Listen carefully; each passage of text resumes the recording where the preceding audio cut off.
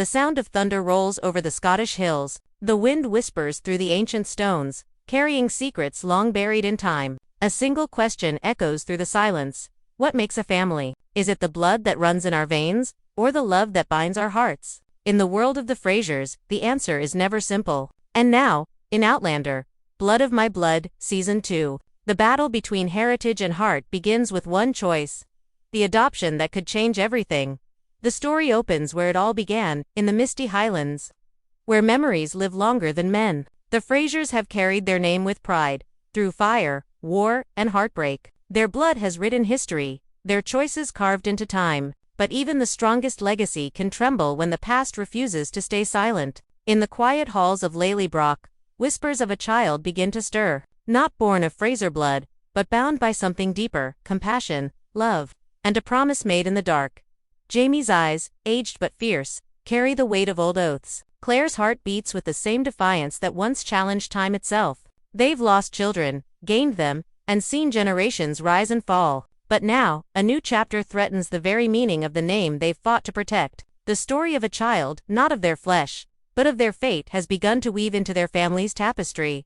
The world outside their walls grows restless. The echoes of rebellion still hang in the air, the cost of loyalty never forgotten. The Frasers have always been defined by their blood warriors, lovers, rebels, but this new test is not one of swords and honor. It's one of heart and truth. Can love alone make someone a Fraser? Or will the ghosts of their lineage demand a price too heavy to bear? Every corner of Lallybroch seems to breathe with history. The stones remember every cry, every vow, every heartbreak. As the sun sets over the moors, the child stands in the doorway, small, uncertain, and yet, in that fragile frame, lies the storm to come. The air grows thick with unspoken questions. Whose child is he? Why now? And what secret could be so powerful that it might tear the Fraser legacy apart? This is no ordinary story. It's not just about love or loss, but about what it means to belong. For in the land where time bends and hearts break, one truth remains: family is not always given. Sometimes, it's chosen. And that choice will demand everything they have left to give. Night falls heavy over Lallybroch, and with it comes the weight of silence. The house breathes with a kind of unease, the kind that lives between words never spoken. The fire crackles in the great hall, but its warmth cannot reach the coldness growing in the corners of the Fraser home. Claire stands by the window, her reflection a ghost against the glass. She has seen time twist reality before, yet this question of family and belonging feels heavier than any wound or war. She knows love can build miracles, but it can also shatter what blood once bound. Jamie moves like a man haunted. His heart has always been his greatest strength, and now, it is his greatest weakness. The boy's presence stirs something deep inside him: memories of lost children, echoes of faces gone too soon. Each time he looks at the child, he sees shadows of what could have been. But love is not born from likeness. It grows from choice, from the moments we decide to keep fighting even when the world calls us fools. Yet Jamie cannot escape the whispers, those from the villagers who wonder whose child he has taken under his roof, and those from his own heart that question whether he can call the boy his son without betraying the blood of his ancestors. Outside, the rain falls in endless threads, washing over the earth like tears. The boy, small and quiet, explores the edges of the old stone walls, tracing the cracks with his fingers as though trying to read the history hidden there. He doesn't speak much, but his eyes, dark and searching, tell stories of loneliness too old for his years. Claire watches him and feels a pull she cannot explain, a bond that does not care for logic or lineage. She knows that love, true love, doesn't ask for proof, but still, the world beyond these walls will, and when that world starts to ask questions, hearts will break long before answers come.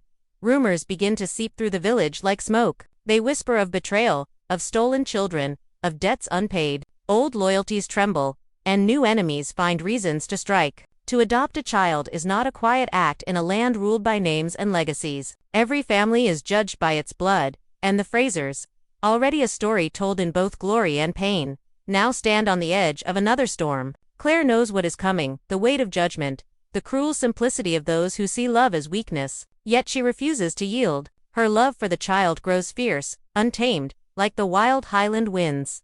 But even love must face truth. In the shadows of the cellar, old letters are found, letters sealed with a crest no one dares speak of. The child's past begins to unfold, thread by painful thread, revealing connections to enemies thought long gone. The truth, when it arrives, cuts deeper than any blade. The boy's blood may carry the mark of those who once tried to destroy everything the Frasers built. And now, Jamie must choose: turn the child away and preserve the name that history carved in fire, or keep him close and risk everything for the sake of the family his heart believes in. The air in Lallybroch grows heavy, thick with fear and love entwined. Every glance between Jamie and Claire carries 1,000 unspoken words. Every heartbeat echoes with the question that will define them: is family made of blood, or the courage to love beyond it? The storm outside rages louder, thunder rolling through the hills as if the land itself demands an answer. The boy looks up at Jamie with eyes full of hope and fear, and for a fleeting second, Jamie sees himself lost, searching, human. And just like that, the world tilts. The line between right and wrong begins to fade. The Frasers, who have survived time and war, now face their most human battle yet, the one fought not on fields of honor, but within the fragile walls of the heart. Days turn into weeks, and the whispers in Lallybroch grow into storms. The walls, once filled with laughter and song, now echo with silence. Every corner holds a story no one dares to speak. The boy, fragile, curious, and too wise for his age, has found a place between belonging and exile. He helps with chores, listens when the others talk, and moves softly, as though afraid to disturb the ghosts that walk these halls. Yet, for all his gentleness, his presence carries a truth that cannot stay hidden forever.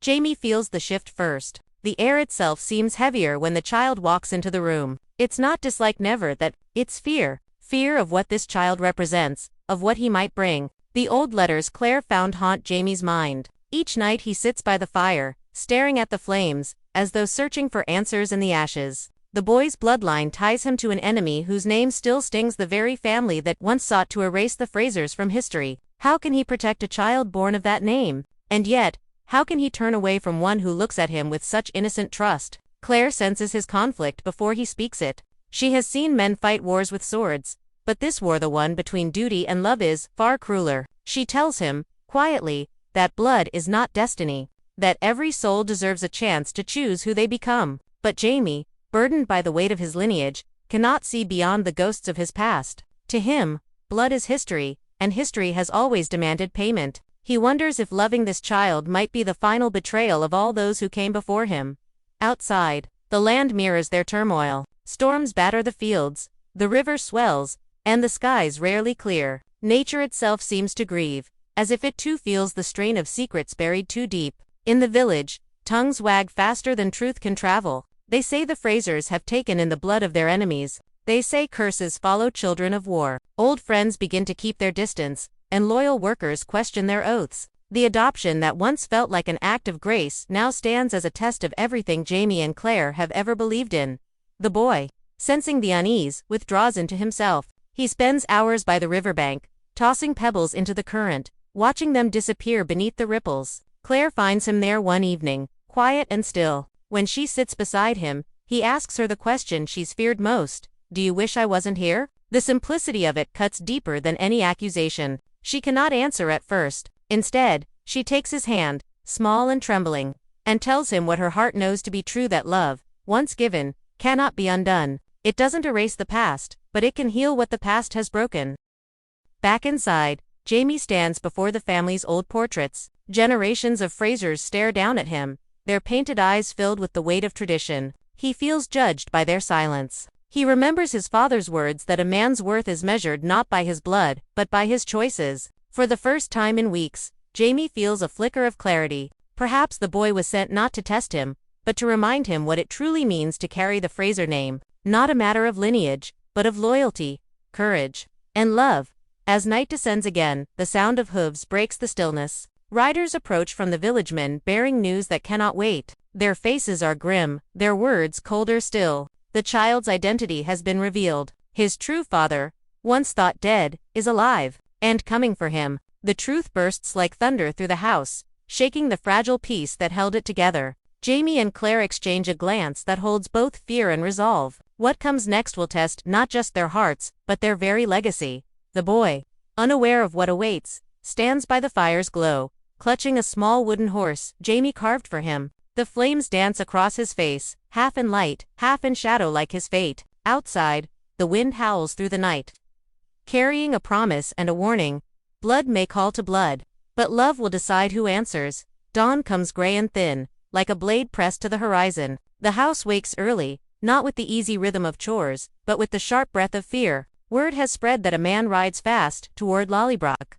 A man with the boy's face in older lines. A man whose name once darkened every Fraser prayer. The yard fills with quiet steps and careful eyes. No one speaks of it, yet every hand shakes a little. The boy stands by the kitchen arch, the little wooden horse tucked close to his chest, as if it can protect him from the hours ahead. Jamie walks past him and pauses, not to give orders or comfort, but to be seen, to say without words, "I am here." Claire busies her hands so she does not show her fear, setting bread on the table, heating water, tying her hair back, as if order can hold chaos at the door. But the door does not listen. It never does on mornings like this. The riders arrive when the sun is barely a thought behind the clouds. Their leader dismounts with a grace that feels practiced, almost cold. He has the look of a man who expected to be feared and is now impatient to collect his due. His eyes sweep the yard and land on the boy, and something like victory flickers across his face. He says the child is his by blood and by law. He says names that carry old pain. He speaks in the tone of a man who mistakes claim for love. The yard tightens around his words. A few flinch at the old crest on his ring, at the memory of burned fields and broken vows. Claire steps forward and the man's gaze lingers, curious, measuring. Jamie moves to stand between them. He is tall, still as an old tree, his voice calm but unyielding. He says the boy is under his roof, and under his care. He says care is a kind of vow that cannot be broken by a name. The man laughs like a door slamming. He tells a story about the boy's mother, about debts and danger, about a promise given for gold when hunger chewed bone. He makes pity sound like guilt. He makes fate sound like a chain. The boy looks from one man to the other. He is not a prize, but right now the world treats him like one. He reaches for Claire's sleeve, a small tug, the kind a child makes when the dark seems bigger than the room. Claire does not pull away. She lowers her hand over his and holds tight. The man watches this and something cracks in his smile. He says love cannot wash blood away. He says the boy will never be safe with a family who invite old enemies into their hearth. He points at Jamie's name like it is a wound. He speaks of legacy as a weapon, of the past as a leash. The wind picks up and throws his words across the stones, where they sound emptier, as if the land itself refuses to carry them. Jamie answers with few words, the kind that do not shine but do not bend. He says the boy will choose. Not today, perhaps, and not with fear pressing on his chest, but when he knows who he is. The man scoffs. He says children do not choose. He says men choose for them. The village has come to the gate now. Some nod toward the stranger, the old pull of rank and name still strong in their bones. Others glance at the boy and look away, as if ashamed of how heavy the world is for such small shoulders. Claire feels anger rise like fire, but she keeps her voice soft. She asks the man what he offers beyond a claim. Can he promise safety? Kindness? A table with room for a child to speak? He answers with lands and titles, with walls and guards. He counts wealth like it is love. Claire does not argue. She only turns and looks at the boy, and in that look is everything: warm meals, mended shirts, laughter caught by accident, the soft weight of being wanted. Jamie sees that look and remembers the first time he called a place home, not because it was his, but because it held the people he could not live without. He steps forward, not to fight, but to stand in front of the boy in a way that is not a shield, but a promise. The man reaches out a hand and says the boy's given name. Not the name he has answered to these last weeks, the soft one that fits his quiet steps, but the old name, hard and bright, shaped for command. The child flinches. He knows that name. He knows it like a bruise. He takes a small step back and bumps into Jamie's coat. The house seems to hold its breath. A bird calls once from the eaves and then goes still. The man says he will return with papers and officers. He says he will pull the child from this house like a thorn from a wound. He says the law is on his side. Jamie says the boy is not a thorn. He says the boy is a heart. The man does not understand, or he pretends not to. He mounts, lifts his chin, and rides out with his men, but not before leaving his final knife of a promise. 3 days. Then he returns.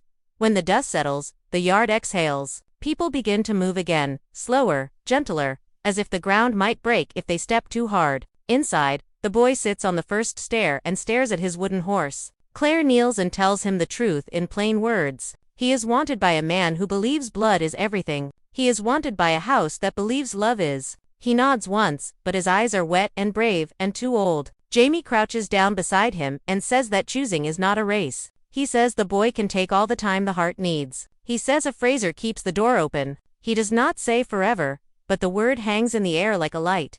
The next 3 days are long and full. The house does not hide the boy away, it includes him. He helps in the fields, sits at the table, learns the names of herbs from Claire. The way to hold a carving knife from Jamie. No one tells him what to choose. They show him what it feels like to be chosen. At night, when fear climbs the stairs, Claire sits by his bed and tells simple stories, the kind that end with someone found. Jamie stands in the hall, listening, a shadow that means safety. Outside, the rain gives way to a shy blue. And for a few hours each day, the sun finds the stones and gives them back their warmth. The boy begins to talk more, not much, and never about the man with his eyes, but about small things, how the bread tastes when it is fresh, how the dog never barks at him, how the field smells after rain. These are not facts a law can hold. They are proofs a heart can. On the third morning, the riders return, and with them come papers and iron voices. The man dismounts before the gate and lifts the documents like a shield. He speaks the boy's name again, the old one, and says the time has come. The village watches from the road, wrapped in shawls and out. Jamie does not look at the papers. He looks at the child. He asks, nothing out loud. He only waits. Claire stands to the side, hands folded, face calm, eyes bright with a hope she will not name. The boy steps forward. His hands shake, but his chin is set. He lifts the wooden horse and presses it to his chest once, like a promise to himself, then holds it out to the man and says, very softly, that it is not his anymore. The man frowns, not understanding. The boy says he is keeping the horse, but not the name that came with it. He says he will not be taken. He says he will be chosen.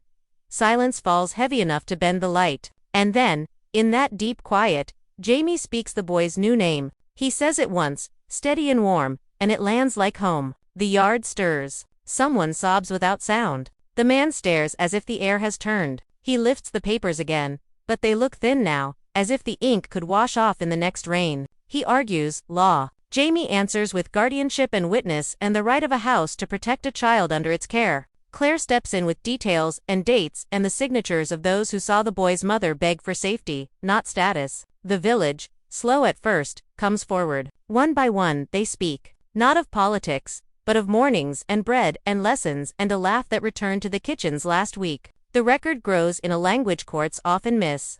The language of a life. The man sees he is outnumbered by something he cannot buy. He steps back. A soldier without a field. A father by blood and not by duty. For a heartbeat, grief crosses his face, raw and human. He could say many things, now cruel things, or desperate ones, but he says nothing. He nods once to the boy, a gesture that is almost a blessing and almost a surrender. Then turns his horse and rides away without looking back. The papers hang limp in the wind. The yard holds still until the last hoofbeat fades.